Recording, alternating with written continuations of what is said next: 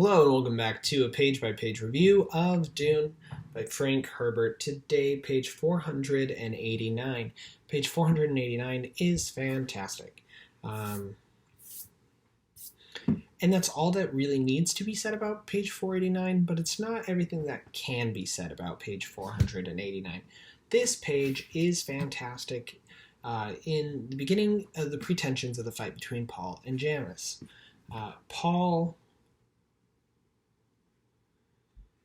Janus immediately calls out saying, "May thy blade chip and shatter," and Paul realizes that, okay, the crysknife that he's using to duel can indeed break. Then we see he describes Janus's body as a skeleton with knotted rope. They begin to circle around each other in the pit.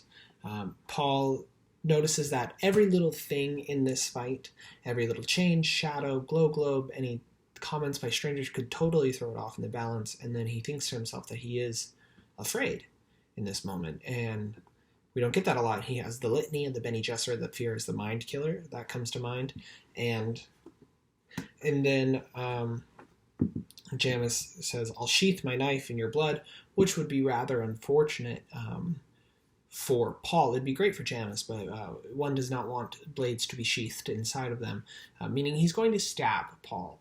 That the sheathing, what a blade normally rests inside, he's saying that Paul himself, his body, will be a sheath for the blade, so that the blade will enter him and it'll stay there, which could cause damage. It would cause damage to anybody with that type of object inside of your body. Would not want to act as a sheath, because that's not what the body was intended for. The body was intended, it has the purpose and ability to carry a sheath with a blade inside of it, but not the blade inside of the human with the sheath on the outside. You want the sheath on the outside. We don't also want the sheath of a blade in you with a knife, or with a blade in the sheath in you, because that's still being inside of you. You don't want that inside of you.